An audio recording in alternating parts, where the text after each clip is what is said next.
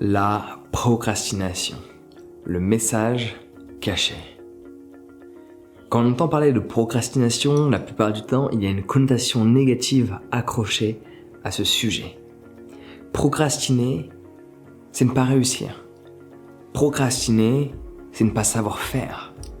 Procrastiner, c'est ne pas savoir agir. Procrastiner, c'est rater sa vie. Passer à côté d'une opportunité. Cependant, il peut y avoir un message caché derrière la procrastination, derrière le fait que tu n'aies pas envie de faire et que tu reportes sans cesse au lendemain.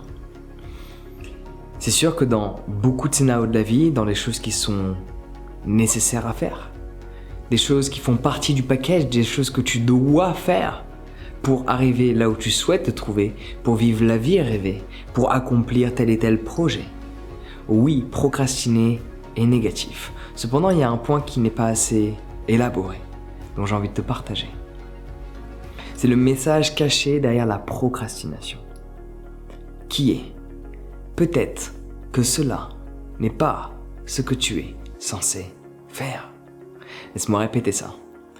Un des messages cachés derrière la procrastination, derrière le fait que tu reportes au lendemain certaines choses de ton quotidien, c'est que tu n'es pas censé les faire. Mais tu t'obstines pour une multitude de raisons, des raisons personnelles, des raisons amicales, familiales, des conditionnements que l'on t'a installés, que tu dois faire ça. Alors que peut-être, ce que tu procrastines, tu n'as pas besoin de le faire. Tu pourrais peut-être le supprimer. Mais on t'a convaincu sur le fait qu'il fallait absolument faire cela. Que cette tâche, que cette action allait te permettre d'arriver là où tu souhaites te trouver. Mais peut-être que cette chose que tu ne cesses de procrastiner, tu n'as pas besoin de le faire. Peut-être quelqu'un d'autre peut le faire à ta place. Peut-être que tu peux déléguer cette tâche-là. Quelqu'un qui sait mieux le faire que toi. Peut-être même que tu peux automatiser cette chose qu'il faut que tu fasses, afin de ne plus t'en occuper. La procrastination peut être extrêmement bénéfique à partir d'un moment donné où tu le décides, où tu décides d'activer la procrastination, dans le sens où tu examines les choses qui sont nécessaires pour obtenir ce que tu souhaites. Admettons que tu as un projet, un objectif bien défini, et tu réalises qu'il y a une dizaine de tâches qui sont nécessaires pour accomplir cet objectif. Dans ces 10 tâches, qui sont soi-disant nécessaires pour employer le terme adéquat, au final, tu t'aperçois qu'il y en a 5 qui sont essentielles qu'il faut que tu fasses. Donc ces 5 tâches, tu les fais. Sur les 5 dernières, tu t'aperçois qu'il y en a 2 que tu peux déléguer. D'autres personnes peuvent s'en occuper à ta place. Et en plus, le faire mieux que toi. Du coup, tu les délègues. Et sur les 3 qui restent, il y en a une que tu peux automatiser avec des systèmes en ligne. Avec la robotique. Tu l'automatises. Et il y en a 2. Tu t'aperçois qu'elles ne sont pas si nécessaires que ça. L'impact de ces 2 tâches n'est pas vraiment important. Du coup, par exemple, il y en a une, tu vas décider de procrastiner volontairement. Tu réalises que cette tâche-là, elle n'est pas nécessaire que tu la fasses aujourd'hui. Elle ne peut pas être déléguée, elle ne peut pas être automatisée. C'est à toi de la faire, mais son impact est minime. Du coup, tu vas décider de procrastiner volontairement cette tâche dans l'avenir. Pas demain. Parce que demain, tu risques de la reprocrastiner. Et ça, cela n'est absolument pas bénéfique. Par contre, si tu décides que, ok, cette tâche n'a pas tant d'importance que ça, mais elle en a une petite, je la mets en priorité numéro 9. C'est la 9e tâche qu'il faut effectuer. Sur les 10. Sachant qu'il y en a une qui va sauter. Cependant, cette 9e tâche, ok, je ne la mets pas en place aujourd'hui. Je la mets pas en place demain. Je suis objectif, mais réaliste. Et je réalise que je ne vais pas la procrastiner pour dans une semaine, mais dans un mois, parce que cette tâche a peu d'importance. Je la mets à faire dans ma to-do list dans l'il y a un mois. Et la dernière tâche, je m'aperçois qu'au final, je ne cessais de la procrastiner parce que je vois qu'elle n'est inefficace. La procrastination, dans certains cas de figure, dont celui-ci que j'avais envie de te parler, le message caché derrière la procrastination, parfois, en fait, tu vas procrastiner des choses dont tu sais qu'elles sont inutiles de faire. Mais tu t'obstines à vouloir les faire parce qu'on t'a conditionné à te dire qu'il fallait les faire. Et toi-même, tu t'es conditionné à te dire qu'il faut le faire. Alors que peut-être, cette chose que tu ne veux pas faire, que tu ne cesses de procrastiner, que tu n'arrêtes pas de te dire qu'il va falloir quand même le faire, peut-être que tu peux juste ne pas le faire.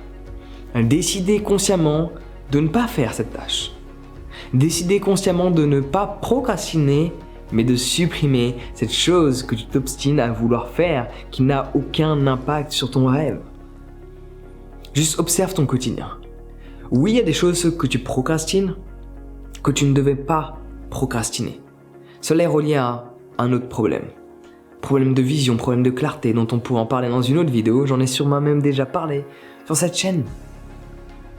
Tu peux aller chercher et trouver les conseils que j'ai à te partager sur la procrastination de tâches qui te sont bénéfiques.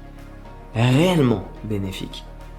Cependant, il y a certaines tâches qui ne sont pas bénéfiques, qui ont un impact de l'ordre de 0,01%, mais tu t'obstines à vouloir les faire. Sauf que chaque jour, tu réalises que c'est pas si important que ça, donc tu procrastines. Ce genre de tâches-là, tu devrais les supprimer. Et le message caché derrière la procrastination, c'est de te permettre également de voir ce qui a peu d'impact, que tu décides de procrastiner. Et le message est, tu devrais juste supprimer, ne pas faire, afin de te focaliser sur ce qui a de l'importance pour toi. L'importance dans la vie, tu le retrouves de 3 manières. 1, ça te fait gagner du temps. 2, ça augmente tes finances. 3, ça change l'ensemble de tes piliers de vie. Le bonheur, les relations, la santé et l'argent.